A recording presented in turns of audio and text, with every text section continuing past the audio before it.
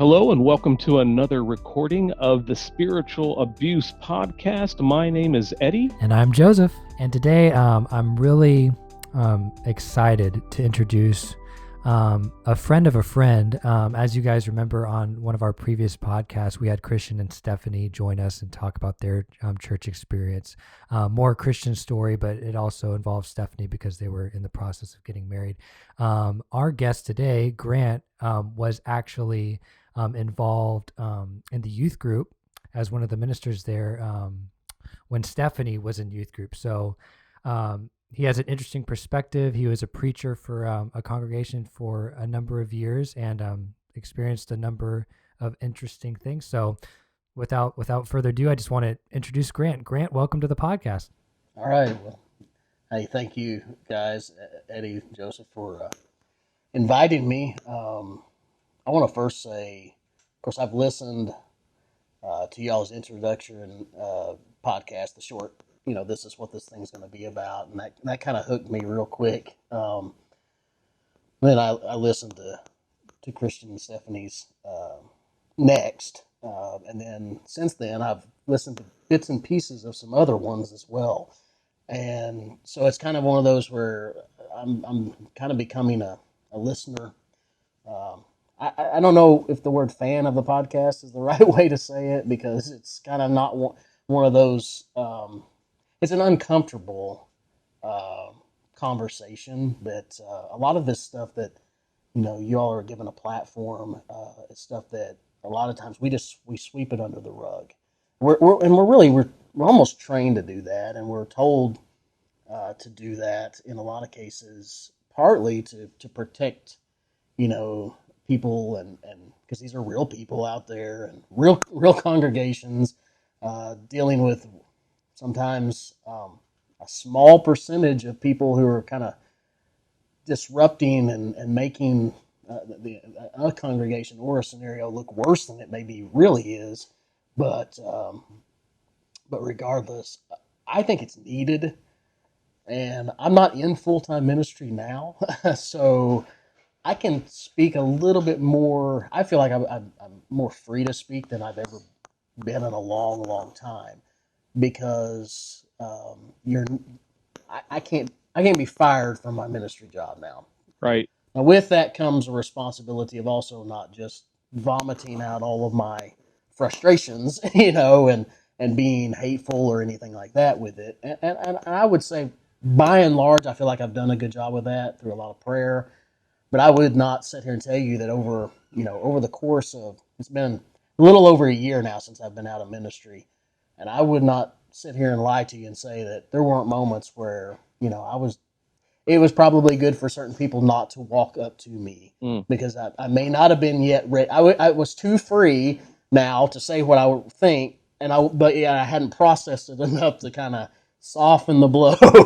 So we're real people. Here's the thing is, ministers, members, all of us, we are real people with our own strengths, weaknesses, with our own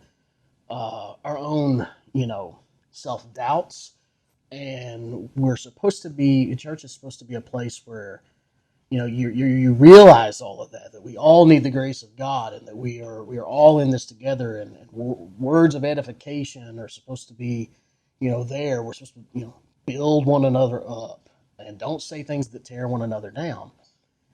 And yet it's almost like a few people take advantage of the niceness of the majority, and they kind of utilize the church for their own selfish issues. And they may have, like, I'm not psychology or counselor either, but just from pastoral counseling and experience, you just see some people deal with certain things, and they have their own issues, and they bring those problems into the church family.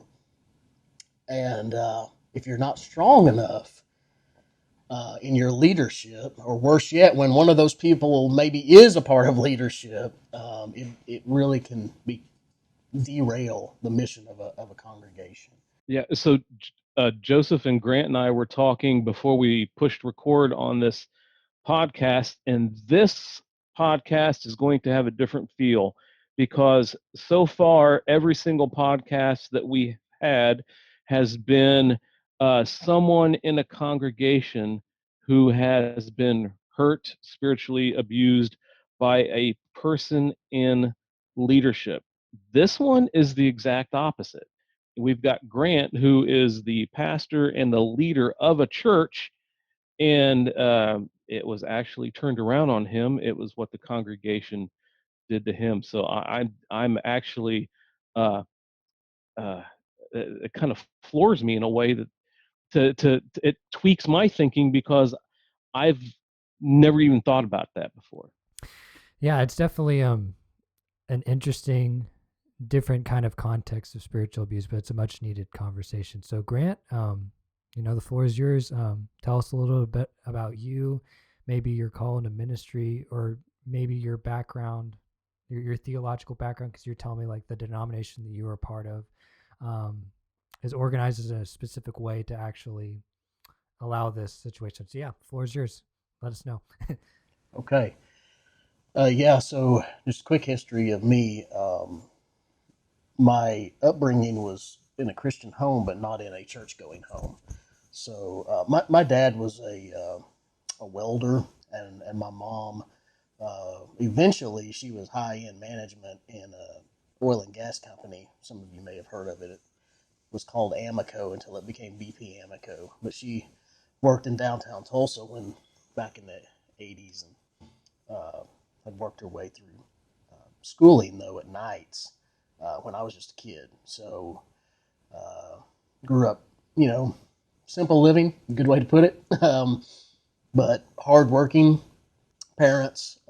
My dad was raised in a Methodist home. Actually, you date back just a generation before that. The Sullivan family came from Tennessee, little town in Tennessee called Sewanee, and so they were all Episcopalian. So that's really my roots. Sullivan side is Episcopal Church, but my grandfather ended up in through a number of different ways ended up into Oklahoma, into a small area of Oklahoma, helping run a ranch, like a working real live ranch. And the closest church that was similar to Episcopal that he was brought up to be was the Methodist Church. So my dad was raised in the Methodist Church. My mom came through a long line of people who were of the churches of Christ, and that really comes um, through my my mom's family. So my grandmother's family on my mom's side was churches of Christ. So those two worlds met at some point in the 70s, and they got married, and things happened in that, and all of a sudden there's a little baby boy. So anyway, uh, I, I think both my parents were pretty strong because, and I'm going to refer to Churches of Christ as what we call it in-house, which is a COC. So from now on in this podcast, if I say COC, what I mean people just in the Church of Christ, as you might think of it as a denomination. If you talk to a staunch member of the COC, they're going to tell you we're not a denomination. That our idea was always to just be Christians only. And I think at the heart of our movement, it did come from a good place. It became a divisive place after time and decades of people, and we get a hold of a good idea and we usually find a way to mess it up. But it's got some redeeming qualities, very scriptural based. Very much about what what did, as best we can tell, what did the early church do. Well, hey, let's just do that. Let's do what Jesus said to do, and let's all get along. Let's quit making extra rules that man's theology has kind of come up with. Not that those can't be talked about, but let's try not to make those like parameters for fellowship or togetherness. So it's kind of like I like to say disciples of Christ, not what you see today, but like the early, what it would have been called was disciples of Christ back in the early 1800s. That movement that became what we know of as churches of Christ today, and independent first Christian churches, very, very similar, except for instrumental music. Those two movements kind of developed out of this desire to stop squabbling. And it was kind of like the community church when community church wasn't cool, if I can say it that way. That's actually really good. Because back in those days and time, I'm Episcopalian, or I'm Methodist, or I'm Baptist, or I'm, that's all kind of changed, and the world we're living in today is much different, and I realize that. But the movement came from that. So they became very, real quickly, they became local led. And so they developed a church government structure, if you will, of elders who were selected from that local congregation. So stop thinking bishops and, it's kind of this anti-Catholic hierarchy thing going on. And so it became not diocese, but local congregation. So this local congregation stands on its own.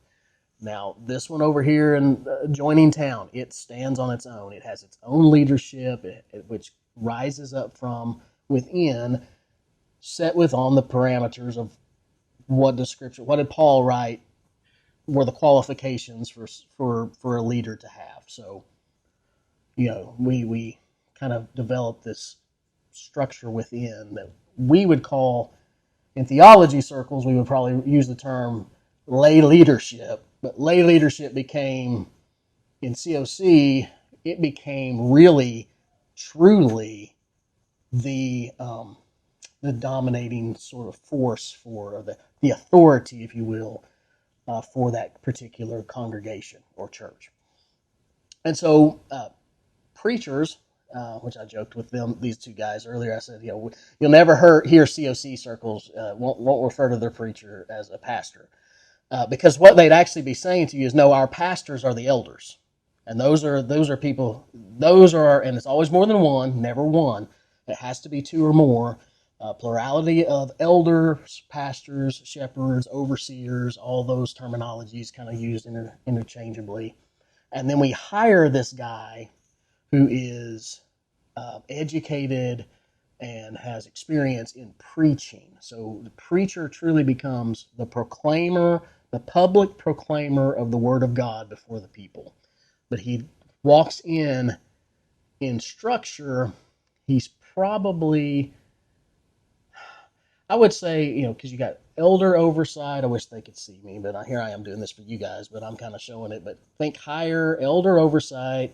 Then the next level would be local deacons who are serving underneath those elders, and they're doing various things like taking care of the needy or whatever, building. Sometimes it's as much as mowing the yard, making sure building and grounds are taken care of, a roof isn't leaking, whatever would distract the pastor elders from being able to focus only, primarily on the spiritual side of things. So you got this board of deacons that kind of helps take care of, hey, these things got to get done. There's work that has to get done. So, and somewhere in the midst of that, this incoming hired preacher is placed.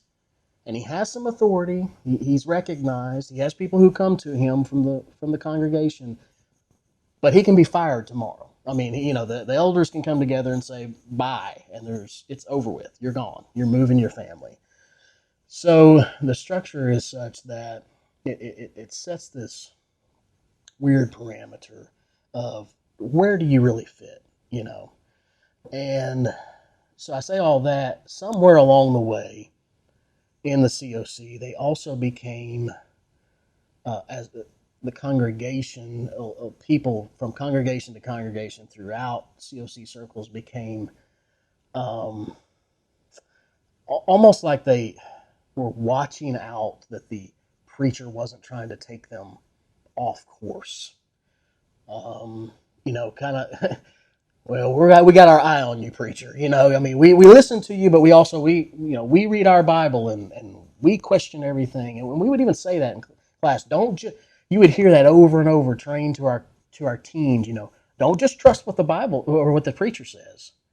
Don't just trust what the preacher says. You go to the Bible and see what does the Bible say. Right. You read that thing for yourself, which is I like, but I think there was there's something bigger being trained there. It's a distrust that was happening for the educated preacher. We bring a guy in that's educated, but then we're weary of his education. Like if he doesn't say it just so like we're used to hearing it, we begin to like, I don't know about Yeah, this. just And so, a quick thought is that it's almost the opposite of the trend right now is these big, huge non-denominational churches which are basically run from the top down. You've got this independent guy who calls all the shots for everything, and then you're almost explaining the exact opposite of that, which is something I'm not familiar with, and I find every word you're saying very fascinating right now.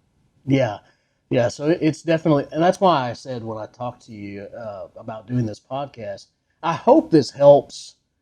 And I understand that your listeners, it's hard to know, how many of them will relate to this side of it.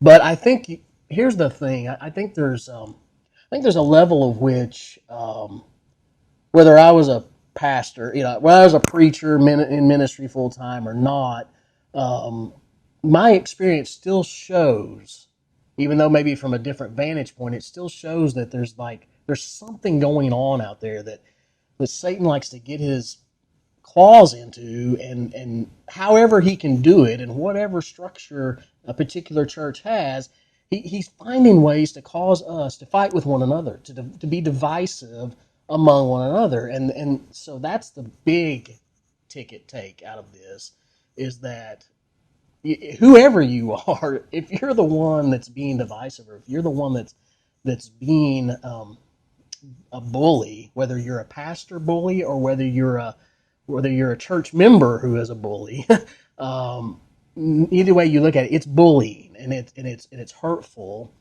And so I feel like I ended up getting bullied, uh, and I want to say, because it was with this one congregation that again I had so much experience with, being a member there, first from 1996. I graduated high school. I really hadn't gone to, like I said, I hadn't really gone to church much in my life, but I did have that influence there, and so eventually, it's like a New Year's resolution. It was literally a New Year's resolution. I'm sitting in my room one day. My grandmother had given me a Bible. It's sitting over there with like a year's worth of dust on it. I look at it and I'm like, I need to go.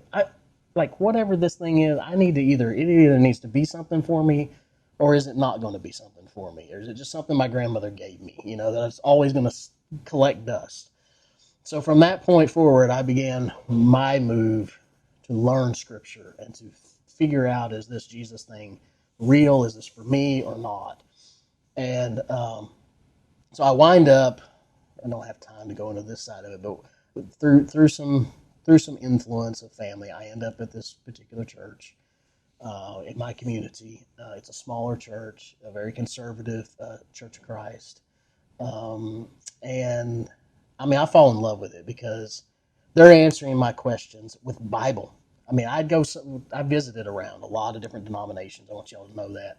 And I would ask, well, why this? Or what about this? Well, we just kind of think, and, and they just kind of brush it off. Like, and I went to this church and they're like, well, let's get the Bible out and let's see what the Bible has to say. I'm like, oh, okay, that actually makes some sense here. Let's go to the authority. Let's go to God's word, rather than just kind of, well, we just kind of think. In fairness, I think those people were just giving bad answers for their doctrinal theology. But what I mean is, I think there's someone with a little more knowledge could have answered me from the Bible why they believed the way they did. But these are the differences I saw in their structure. Is it's almost like everybody would just turn and go to the Bible. Like, this isn't just the preacher was doing this for me. This is like all the members that I would ask. They'd be like, let's look in the scriptures. Yeah, it's a culture thing. I actually still love that about my COC culture. So from that, I'm a member at this same church. I'm baptized there. You know, I get married. The preacher, does the ceremony for me and my wife. We have our first child there. I decide that I will work with them part time. I was an insurance agent at the time, and but I decided to work part time as a youth minister for them. A very little stipend, but it was go to the summer sessions as far as like for church camp and stuff like that with them, and take them to local youth rallies, all that kind of stuff. Fun, great stuff. Be there for them. Answer questions that the kids might have, about the Bible. I was loving it. Hating insurance, and I just felt like there was this pull on my life. So, long story short, we end up going to this. Me and my wife quit our jobs, get support for a 2-year program to go into a preacher training school. Wow. So I could come out on the other side. Here, we have a baby, and I tell my wife, hey, let's both quit our jobs and live on support for 2 years. How about that? And move away from everybody we know to another state. So that was a big one. She somehow didn't, knock me in the head, and she's still with me to today. So God bless her. But we end up through that, coming back after 2 years, hired full time, same church. Associate minister, not just youth minister at that point. I did some preaching.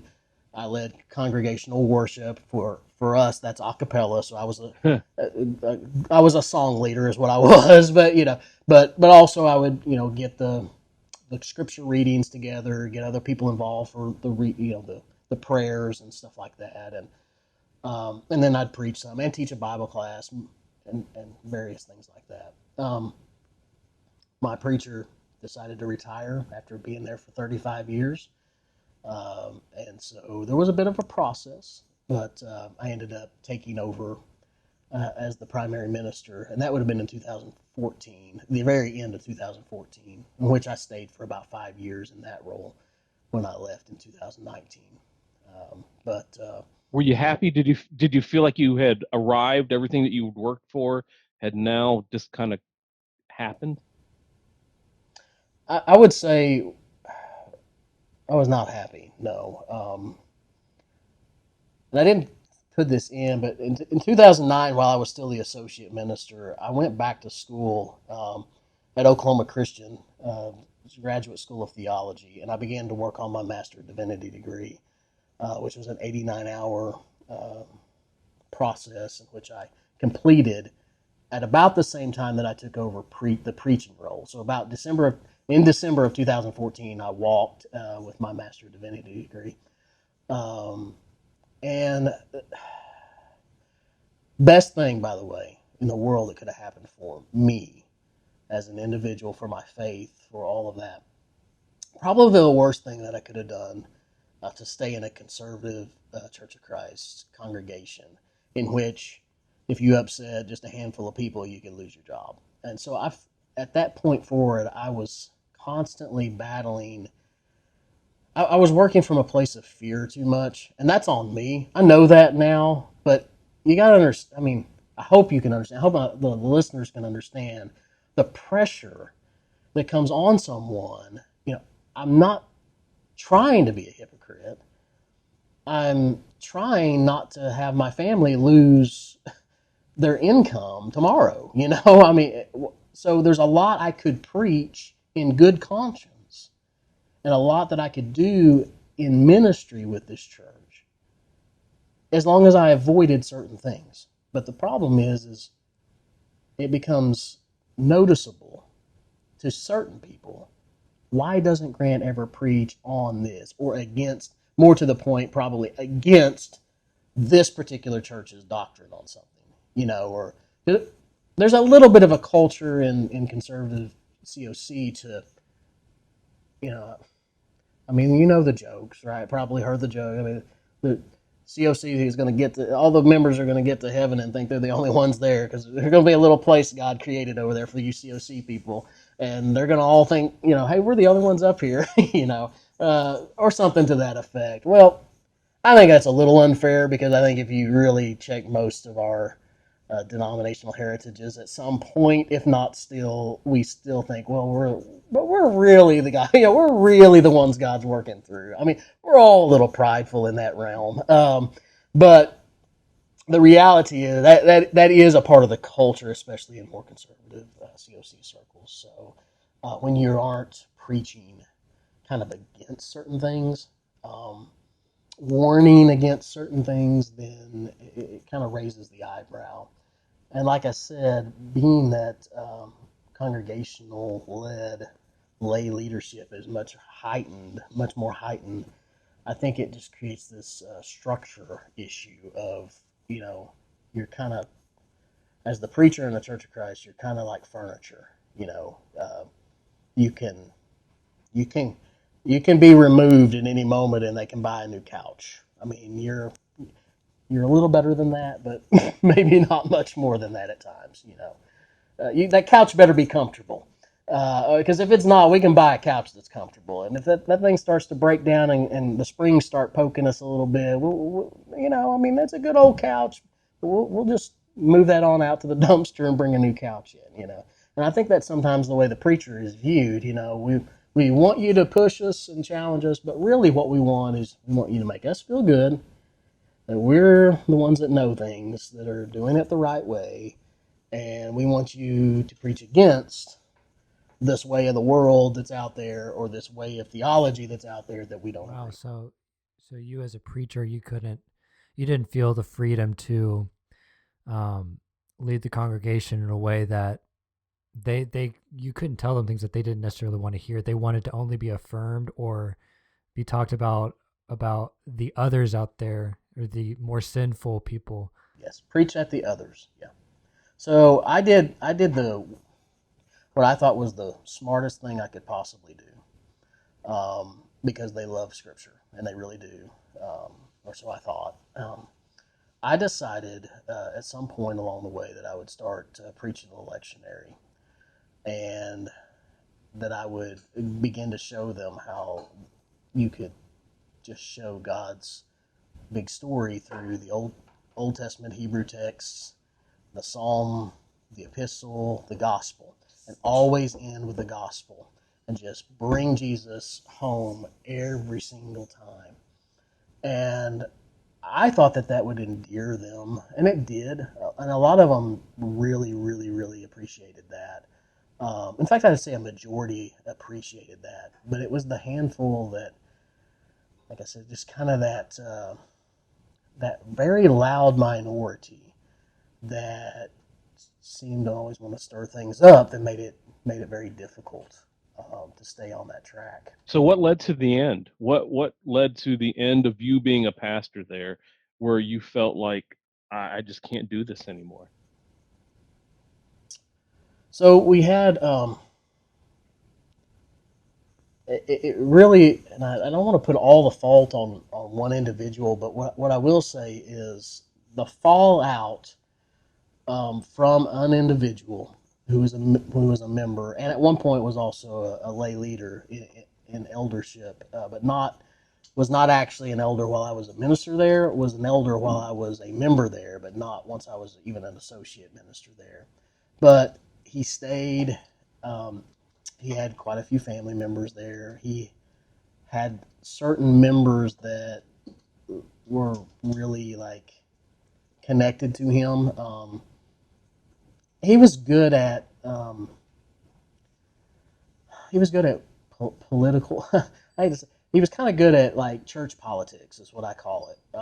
He found ways to get this little old lady on the back row to think he was the greatest thing ever, or it was just weirdest things that he would find ways to snag people. And I'm being fair, because I will say, I will not name names.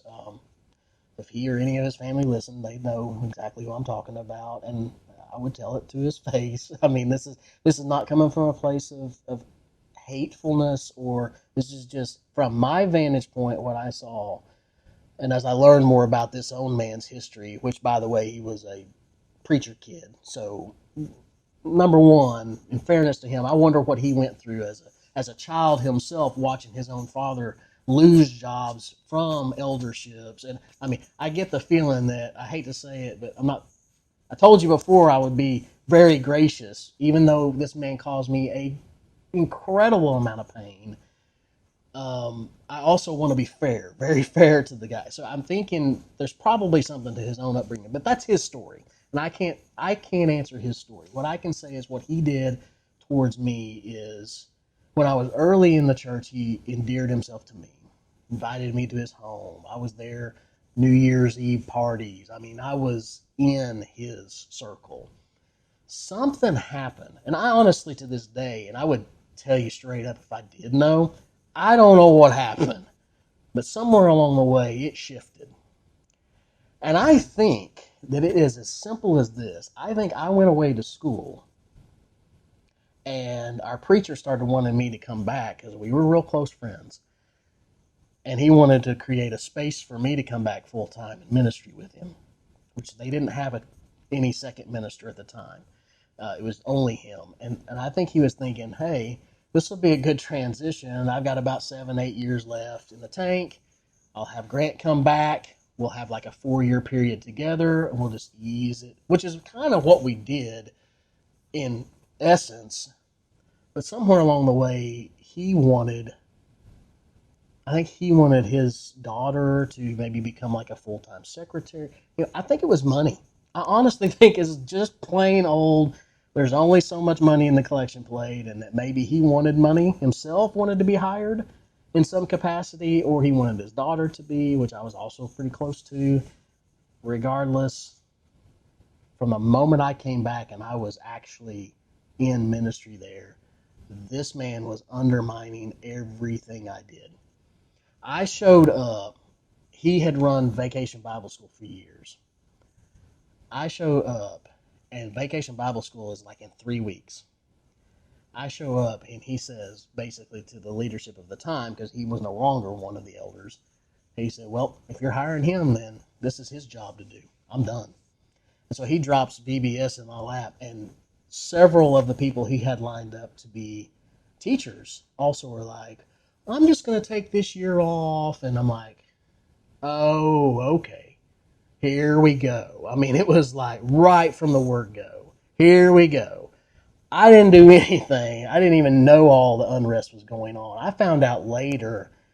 He's telling me when I would come home what a great preacher he thinks I am, how he just honestly believes I'm making a mistake coming back there because he thinks I'm too good and that I should be going somewhere else and immediately having my own pulpit, is what he called it, instead of coming and learning under the current minister that was there for a few years.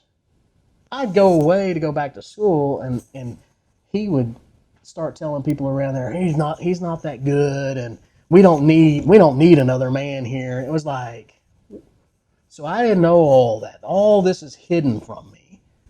And then I come into that, and it's like all the truths start popping up. I mean, I literally had this man one night when I was still naive, and I was there as minister early on, and I still thought, hey, I got to make this work. I mean, at one point we were friends, so surely whatever this is, I can mend the bridges. If it's a little jealousies or whatever it is, I can mend those bridges. So I would go to him and I'd be like, hey, what do you think about this tonight? I was thinking about having this tonight, but I was trying to like get him to talk to me, open up to me. One night I asked him something. He just looks at me, he just looks straight at me and goes, I think you're an idiot. Wow. And he walks off from me.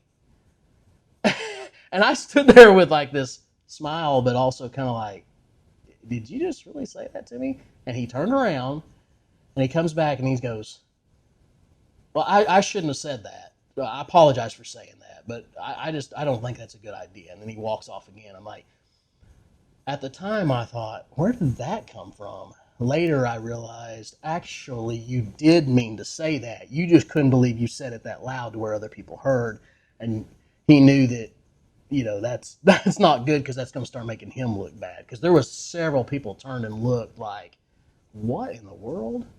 And my reaction showed that it wasn't me, it was definitely him. So it was just, but his structure was, secretary was his daughter, even though she was a part-time, not full-time paid, but a part-time secretary. She was paid a stipend. Um, so some of his other kids and grandkids, all these other influences, because he had been there from even before I started attending. So he was like, he had started there in like 1993 or 4. See, so, and had been an elder, even though he wasn't currently, and he was in charge of some of the education and like Bible classes and stuff. So there's a lot going on. There was just this unrest, and it led to a huge blow up. In fact, it's probably the reason why our preacher retired. It split the church wide open. There was a nasty um,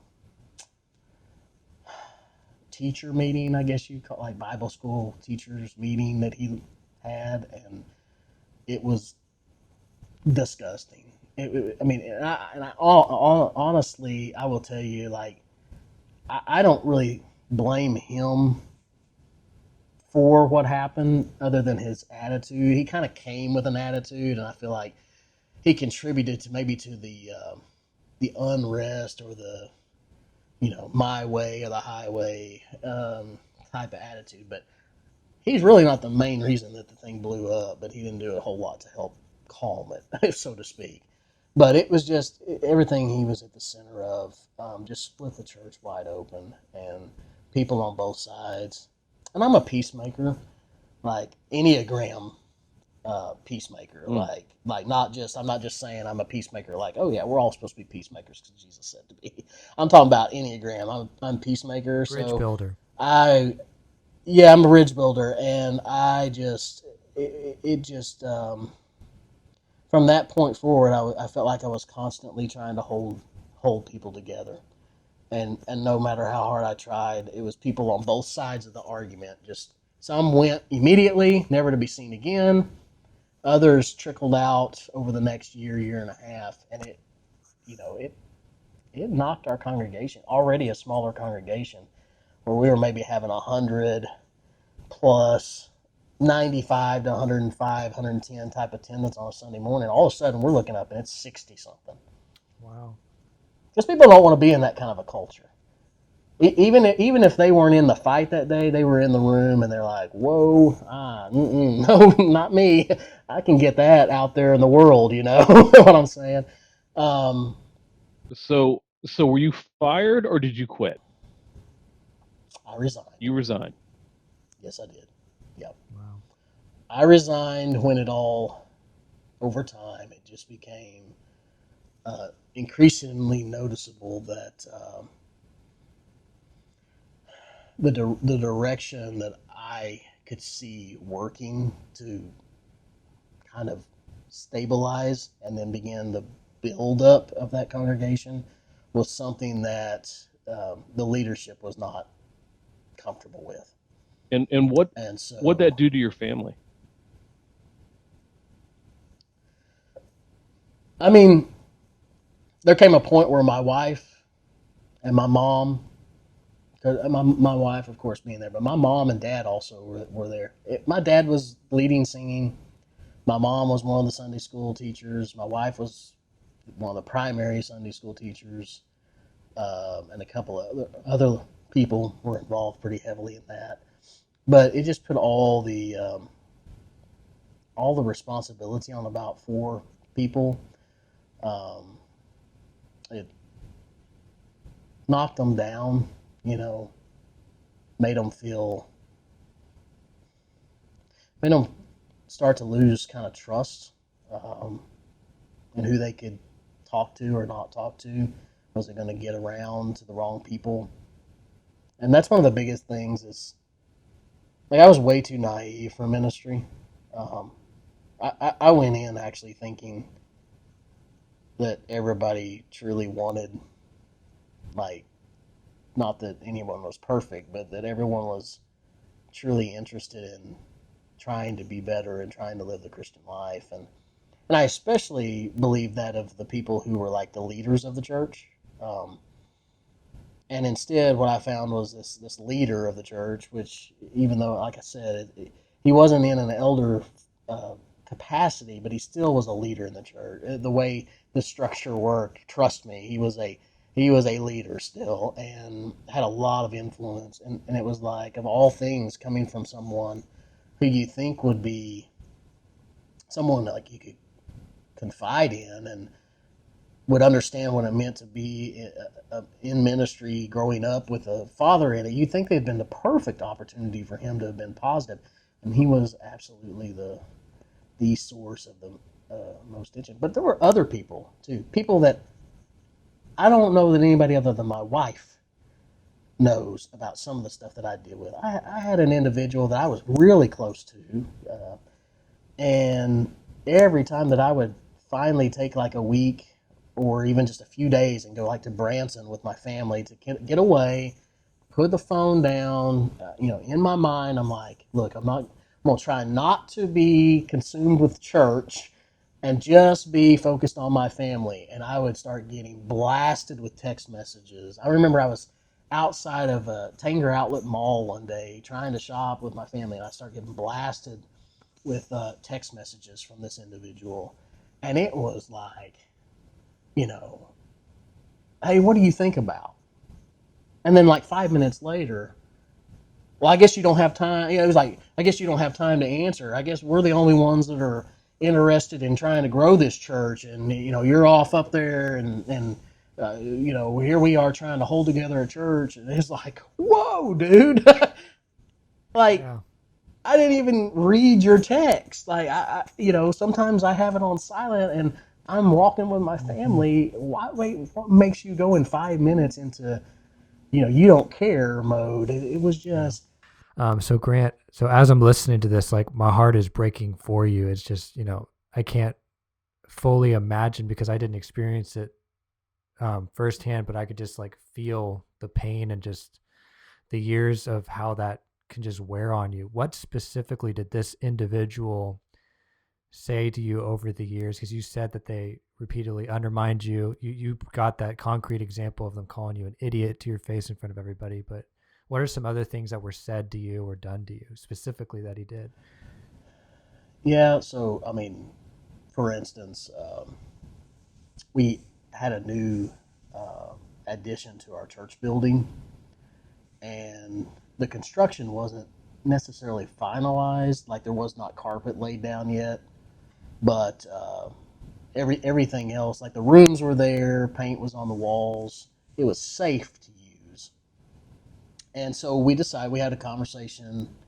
Uh, we were going to use it one summer for Vacation Bible School. It was just going to be ready in time to go ahead and use, which was going to help us a lot for having all these kids, having classrooms and stuff like that for us to use. So we made the determination to do that. No problem. So I put together a rotation of how those rooms would be used um, based upon my needs for Vacation Bible School. He goes ballistic, goes behind my back, calls the elders, and basically threatens them that he's going to step down and let everybody know why he's stepping down in his director of the education department, because as education director he should have been asked what rooms were going to be used for what, and are they his classrooms to be used or not. And I was like, finally, once I knew this is what's going on, I'm like, dude, I'm not telling you how to use these rooms permanently when it comes to like your plans for the year round Bible classes. What, it was just stuff like, but always behind my back, like never to my face would he come and say, hey, why is this going on? Or can you help explain to me, you didn't talk to me about this and that wasn't my plan. I mean, it was never like that. It was always thinking the worst of me, seeing what he could stir up to try to, I feel like, to try to run me off or see how much I could take without me blowing up. And I don't really know. I don't really know what his end game was. What I can say is he left when I took over as the preacher because he was not going to be there and listen to me. Wow. So this was all going on before you were even the Yeah, wow. this was when I was an associate minister, but it's what that left behind that eventually I thought by becoming the preacher, that I would have a little bit more room to kind of guide it my direction. I hate to say it like that, like my direction, but God, the way God was leading my heart to be in ministry is really what I mean by that. And which Milton, I'm not supposed to use names, but anyway, my preacher who had baptized me, that was there, that was my mentor, was never. We're friends to this day. I mean, he was 100% in my corner the whole way to the point of when I was associate minister to when I took over after he was retiring to the day that I called him in my office and said with tears in my eyes, brother, I love you and I know you wanted this for me, but I feel like I just got to leave. I mean, he to this day, he's still one of my closest and dearest friends. And he had years of experience before me and actually had gone to other congregations and just been a member with this other particular individual who gave me so much trouble. So this stuff is not like, I'm not making this stuff up. It's not one person's perspective.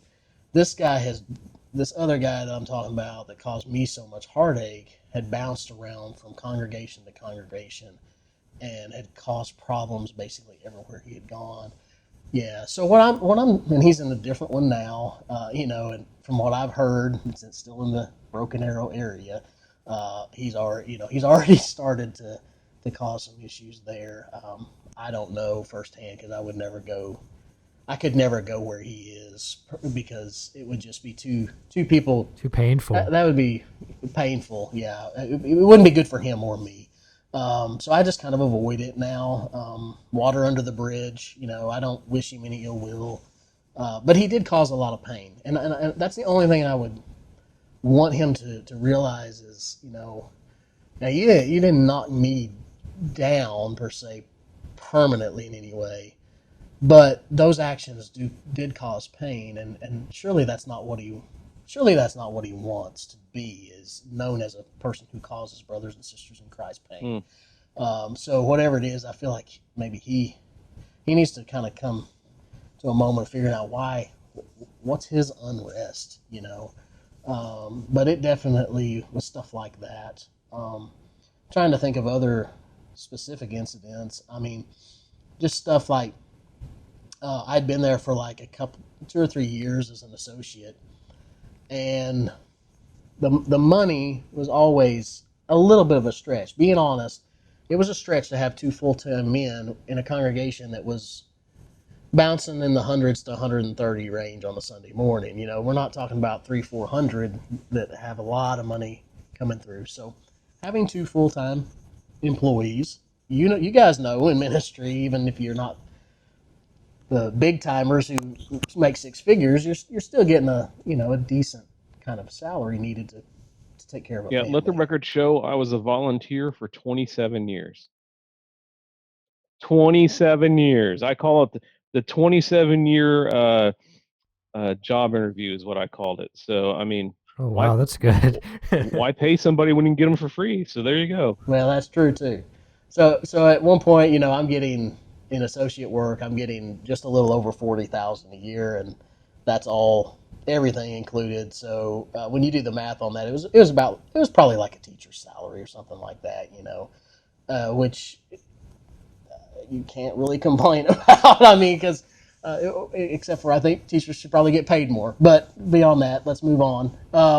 But regardless, I wasn't getting rich, but I was able to make it, put food on the table, and I was enjoying that side of it at the time. But I remember, you know, sitting in a meeting and they were talking about the finances and talking about we may need to trim a little somewhere, and like I'm in the room and he just comes up. I told you couldn't afford a second man. That's your answer. You just need to get rid of. You just need to fire a grant. I'm sitting in the Oh room. wow. My dad's sitting in the room. I mean, it's like, I mean, it's just mind boggling. Not no. Hey, this isn't personal, but I need you to know when they bring this up in the meeting, if it was you or if it was anybody out there, I just really don't think we have the money for two full-time ministers. So I am going to bring that up. No, none of that. No decency. Just this guy's. There's your answer. Get rid of him, and we don't have a financial problem. And it was said like that too.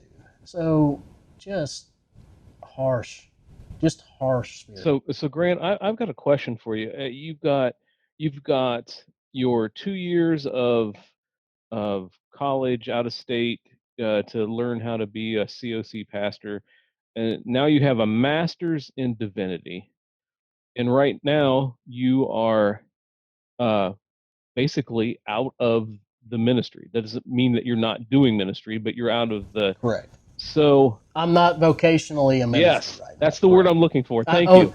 Yeah, I'm not even bivocational to be fair, because honestly, COVID hit right as I was getting in the restaurant business.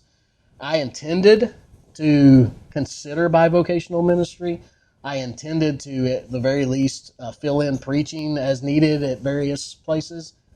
And then all of a sudden, we're all zooming, and most congregations are figuring out ways to just, if their preacher has to be gone, somebody else is filling in right now because it's just not the time to be paying or even bringing someone in for $150 speaker fee. There's just not a need right now for that. So as much. So I'm kind of on the shelf a little bit right now as far as true ministry. Yeah, which is very weird after 20.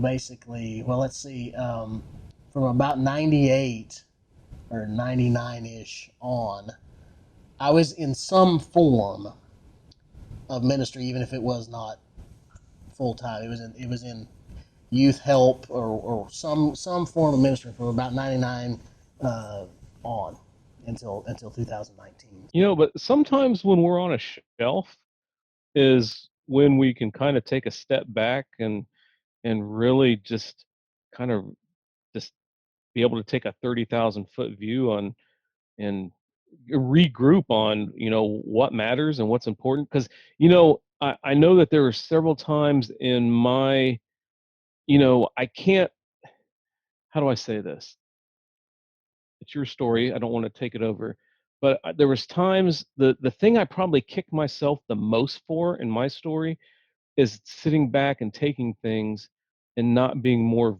verbal.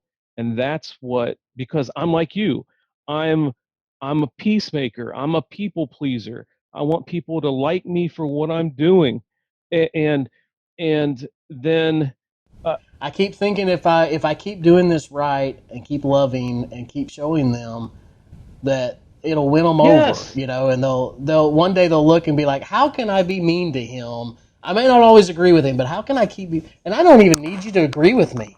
That's the killer part of this whole thing and the whole scenario is I didn't need him or anybody to be my little yes men or whatever, yes women out right, there.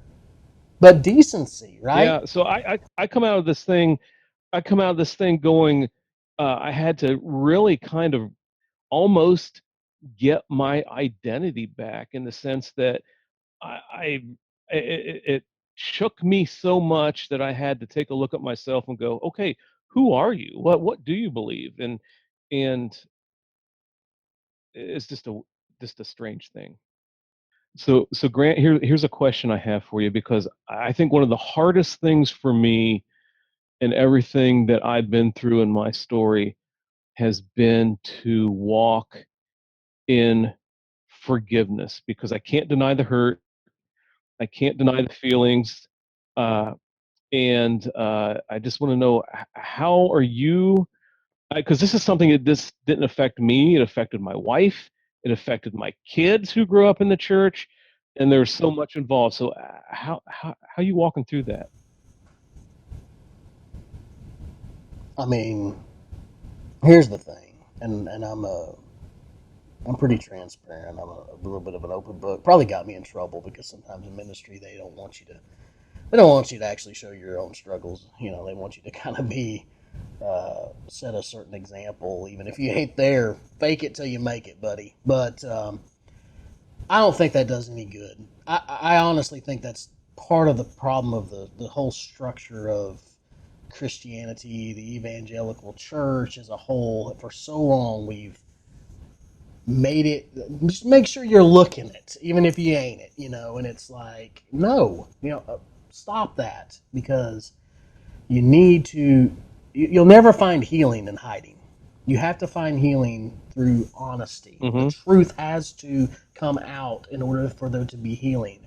And then, please, church, when people start opening up and telling the truth of what they're struggling with, please stop using that as spiritual blackmail. I mean, it's disgusting what we do to people, and no wonder there's a bunch of people out there who are like, I'm not going to a church ever again. Those are usually the people that I can still talk to and reach today. I don't know where to get them to, because it's like I'll try to invite them or get them to a certain church, and I'm like, yeah, I can handle it because I know how to navigate church. But if they're not going to make it, because they're not going to clean up their act fast enough, Right. to not get the spotlight put on them. Like, oh my, what's that person's problem? Why are they dressed like that? Or why do they have tattoos all over them? Or what are all those piercings? Or why is that hair green? Or it's all the wrong questions. How about, I wonder why God led them to this place today? How about that question? But as far as walking in like forgiveness and things of that nature, that was a little rabbit trail for me to say. That's kind of how blunt I am. So let me just now turn that around. I am not in my best right now, even a year plus removed. But I'm starting to see that kind of, I don't know, the level of aggravation kind of is beginning to bring itself back down and level out a lot, which is healthy. Like, I know the Bible answer. Don't get me on that. I got my Master of Divinity degree. I don't need somebody telling me what Jesus wants me to do. I know that. I'm talking about real life pain and having to figure out how to work through that as a real human being who's dealing with it. And those are two different things. Knowing what God wants and knowing that I'm hurt and that you hurt my family and you hurt people around me is two totally different conversations. My first response was to just get away. Fight or flight. It was growing to the point where I was going to hurt people who had done me no wrong and were doing me no wrong, because a few people were. And most of them were doing it not knowing that they were doing it, because I wouldn't tell them that what they were doing was hurting me. So it was kind of that I waited too long. I think, Eddie, I really relate to what you were saying about, I think it was you earlier were saying, that you kind of didn't say anything. You kind of kept quiet, and you wanted to keep the peace, and you wanted the people to like you. And the reality is I was doing the same thing. And so not only did I have the few people, very few people, that I think actually did want to in some way hurt me or at least get rid of me, but then I let all these, the next handful of other people who I don't actually think had any ill will, but because I wouldn't stand up and say, hey, hang on a minute, I just let all of that mountain of frustration build and build and build and build to the point I couldn't take it anymore. Call it ministry burnout, call it whatever you want. That's not a terrible term in that regard. A lot of it's this guy right here's fault for not manning up and just saying along the way, hey, we're not going to act like that, or I'm not going to allow you to treat. You can say what you need to, but I'm not going to allow you to say it like that, or undermine me, or what's going on here. Really hit the nail on the head with certain people. But the structure was such that even though towards the end, even though it was the not the same individual who had moved on once I was the preaching minister, there was still a structure of distrust the preacher, and that, or we're kind of joking, but we're always got our eye on you and what you're teaching or not teaching, and so then there was a handful of people that were just not mean spirited, but were just very conservative. Maybe not a very good word for it. More like Judgmental. maybe legalistic, like very. Okay. Very nitpicky about what needed to be taught or how it should be taught and said. I'd get into arguments sometimes with a couple of them, theological arguments, because they would make mountains out of molehills, in my opinion, but to them it was big deal, And so I felt like I was just constantly butting my head on that, and I just didn't have it in me anymore to keep worrying about those conversations when there were so many people out there that were never going to walk through the doors of that church because of the very culture that they were, and they didn't realize it, and I didn't fit their culture anymore.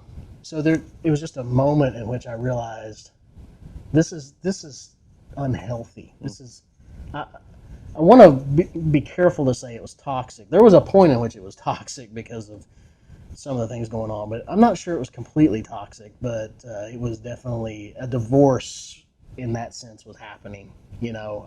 Irreconcilable differences, whatever you want to call it, happened in my ministry, and it hurt because these are people that a large amount of them were there in 1996 when I was baptized in that church. Not all of them, but I'm looking out at people who were there when I was baptized, the day I was baptized, witnessed me being baptized, were there the day I was hired as a minister, were there the day that I married my wife, were there the day I took over as the preacher, were there the day that I got up in front of the congregation and resigned barely could get it out of my mouth, because even though I knew it needed to happen, it was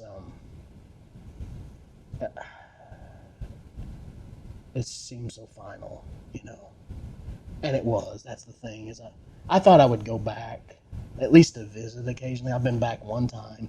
They needed somebody to fill in, and I said yes, and I wish I had said no, because I went, and I'm not saying I didn't. It was so awkward. I don't know how to explain it, but and that was after like over a year of being gone. I went back one time and filled the pulpit just to preach one Sunday only. And do these people, are they in contact with you at all, or? A few of them, not many. A few of them. They come to get a burger occasionally, and they'll look me up and say hi and stuff like that. But it's superficial. It's nothing like it was, right? Some of them, it's still more intimate, but they're not the ones that I ever had a problem with. And so, yeah, I've been able to, but it's not the same. I mean, it's not the same as when you see somebody every Sunday, every Wednesday, and then some, 52 weeks out of a year, it's definitely different. So what are the long-term psychological effects, whatever you're comfortable sharing, from this experience? Because I can imagine these, like you said, it was just this handful of people in the congregation because of the structure that it was. They held a lot of power, and they could convince the authorities to basically have you lose your job, so you felt like you were in a bind. What are the long-term? Do you hear their voices in your mind, if you will, or do those thoughts of self-doubt still stay there? Or like, what are the long-term effects of this? So they have no power over me anymore. The only thing I will say, I don't hear their voices of disapproval. I did learn from the experience that you have to be careful who you trust. And so I would say I'm a little less trusting. I'm a little less, I desire less of like getting very involved, at least right now, in the church I'm going to, which is like a 2,000 member congregation in the Tulsa area. So it's really big, and I don't have to do much. I can kind of just show up, and that's been good for me in that regard. Hey, Grant, just to make you feel better, it's been 2 years since I've been out, and I've not moved a chair yet because I'm just not ready. I'm just not ready. When it's time, I'll know it's time, but at this point, I'm still healing. Yeah, that's the biggest thing I'd say is there's a room for.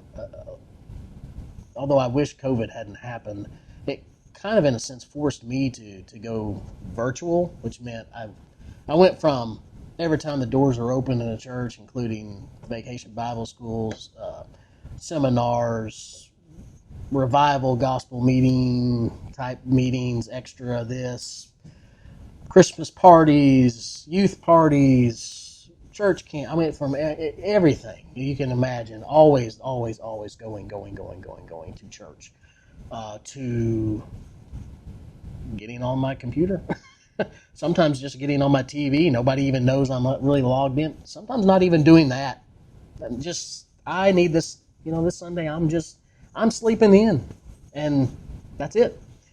And oh my goodness, that would probably, if anybody listens to this, they'll blow their minds. How could you do that? But my goodness, it's like I just needed I needed a reset button.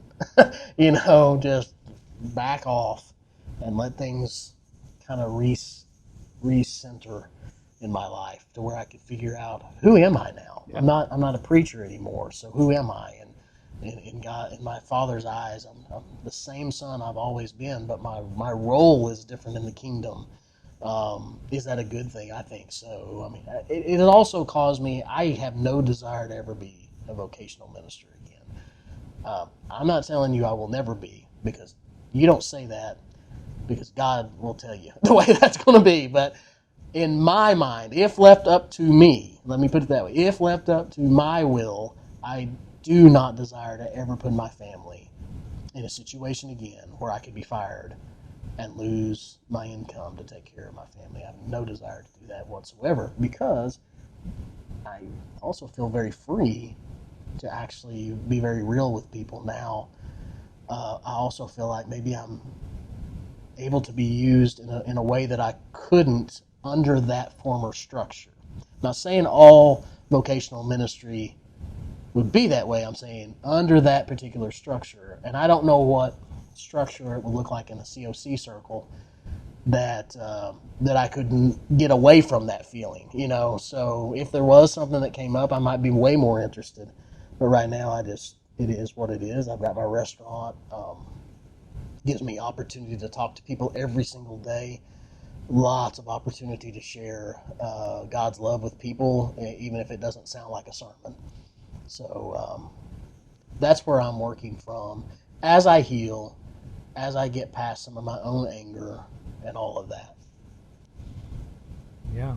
So last thing that I just want to say before we kind of wrap this up is this is a different interview. I mean, usually we hear stories about pastors being, the instruments of spiritual abuse, because in the church circles that we're involved in, it's almost like the power structure is almost inverted, where it's almost like all power is in the hands of the pastor. And and I could almost give you another view of how I have been spiritually abused, from the perspective of, in Churches of Christ, the way we take care of that is preacher to preacher.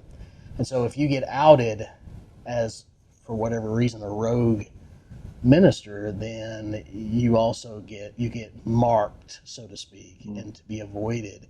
And so we use it's a lot of fear tactic. So I'm no longer a favorite son of my preacher training school that I went to at all. I am not welcome to speak or be a part of their lectureships or anything like that. So while I've dealt with this real life issue in my congregation, I've also been like from a distance blasted because I wasn't towing the party line. And so that's a whole nother level of what I've gone through. Wow, so you experience it. You're like sandwiched in two different forms of spiritual. Wow, I'm so And that sorry. can be the most It brutal just side, because the few people that you can usually count on and rely on are your fellow preachers out there who know what you're going through and what you're dealing with in real church life and work. And all of a sudden, then I'm dealing with calls and stuff like that well, do we need to call do your elders know what you believe about? And it's like, great, here we Here go. we go. Hey, listen, I've got guys that I was associate pastors with that are pretty much banned from even talking to me. So these are people that we used to go on vacations with and hang out with and work together. And yeah, oh yeah, I mean, I don't know if you want to call it shunned or disconnected or disassociated. There's all sorts of different words for it. And at first, I really I struggled. I was reaching out to them, just trying to say, hey, I'm okay. I need your approval. And then I actually Joseph hooked me up with a pastor at a church in Tulsa who I talked to on the phone, who said, listen, when you leave that church, you're going to have to leave it at the feet of Jesus. You're going to have to bury it, and you're going to want to dig it back up, but you're not going to be able to. And you think they're going to still talk to you, but they're not. And he was right. And we tried so hard to prove him wrong, uh, but we've had to complete. It's a little lonely when you leave the tribe. That's a strong tribe, and it's your tribe, and then you leave it, and then you're like, oh gosh, I'm without a tribe right now. And then you're trying to fit into another tribe, and it's You a don't weird fit. dynamic. I don't fit anywhere right now. That's Yeah. another thing that is a whole. It's both freeing and troubling, because it's like, I go to the church I go to because that's my people. I mean, I even have an article in a book, which was my idea. The book was my idea, but one of my best friends edited the work, and it's a multi author volume. It's not going to make any sense to anyone who isn't probably in Church of Christ ministry. It's called Why We Stayed, and the point is, even in the midst of all this, and even in the midst of learning what we learned in seminary, so why did we stay with Churches of Christ? And it's kind of an anthem for the best about our movement, and a reminder of why we are a part of it. But with that came all kinds of scrutiny, because I'm in that book with guys that may not mean much to you all, but like in my circles, they're other some people betrayers. from they're betrayers, or they're from Lipscomb, which is now considered to be way too liberal for most. It's kind of like Pepperdine's a COC university, and it's for years has been considered way liberal, compared to the hmm normal mainstream Church of Christ. Well, Lipscomb's kind of that way now, or has gained that reputation. So it's people like, John Mark Hicks wrote an article in it, and I wrote one, and some others, and it's a conglomeration. But just you feel like you can't do anything like that. You feel like you got to be quiet about who you are and what you're wrestling with, what you're questioning, and all of that. And I think we need a culture. I do understand there's a level at which you can wreck someone's faith Hmm. when you start questioning some things, and that can in and of itself, as a pastor, you can be guilty of being spiritually unwise. I don't think you need to show all your questions and doubts in front of someone who has been a Christian for 2 or 3 years, or even someone who's been so for a lot of years, but they're not reading on the level that you would be doing, and they're not asking those questions like, is Genesis really, is Genesis 1 and 2 real, or is it some kind hmm of Jewish midrash or whatever? They don't care about all that. Is that helping their faith? You need to be careful. But but I just think having freedom to speak is important. To be honest is important, and that when you hide, that somewhere in the midst of hiding, you're kind of quenching something that's there, quenching some spirit that's there and that is needed. Wow. I think that's a really, really good thought to end on. I think that's very thought provoking. That's really good. Eddie, do you have any other last questions or anything? Yeah, Grant, just thank you. Thank you for coming on today. Thank you for sharing your heart. Thank you for sharing stuff that's not easy to share. And I'm kind of like you. I am walking through a new found freedom, and it's not. The church I came out of, they would call that a freedom to sin. Actually, it's more now a freedom to just be myself and be who God's Yeah. created me to be, which is something completely different than I was before. I was kind of molded into the shape of the church culture and the lead pastor's image instead of God's image. And I just feel free. Right. Yeah. Yeah, I get that 100%. And last thoughts to leave our listeners as we're closing out.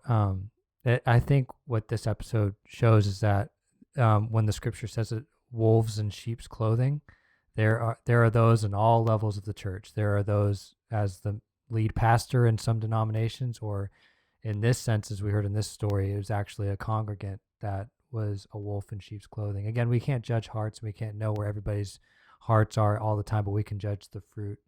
And what we need to do, I think an honest takeaway that we can all take from this is just to be prayerfully and discerning of who we talk to and who we trust, and don't assume that everybody who is quote unquote Christian or quote unquote a pastor or quote unquote a minister or quote unquote a leader always has the best intentions. We need to make sure that we're not entrusting to wolves in sheep's clothing, because long term they'll cause a lot of pain and hurt. But so Grant, thank you so much for coming on, for being so vulnerable and sharing your story.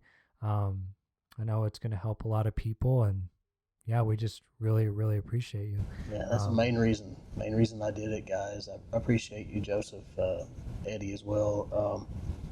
Main reason I agreed to do this is that if it could help some people, Right. and that's for them to realize that if they're going through something similar, even at all similar in their own ways, everything's a little unique, but it's amazing how many of us have gone through something sort of like this or close to this, and it can really help you feel like at least it's validating that you're not making this stuff up. Yeah, right. That okay, this is real, and other people have gone through it, and they made it through on the other side with their faith intact. With God's help, I can do this as well. So appreciate you guys much for what you're doing, not just today, but like the whole podcast idea. I think is really helpful. Well, thank you. We just, like you said, we want to validate and give people a voice. So that's a big blessing. So Eddie, unless you have any final words, I'll go ahead and close this out. Okay. Well, again, thanks again for listening to the Spiritual Abuse Podcast. If you want to contact us, feel free to email us at thespiritualabusepodcast@gmail.com. You can find us on Twitter at abuse_podcast. Please feel free to leave us a review, a comment on YouTube, like and subscribe on YouTube. We just want to hear from you. We want to hear your story. We want to hear how this podcast may be affecting you. And ultimately, we just want you to feel validated and be blessed. So be blessed, and we'll talk to you next time.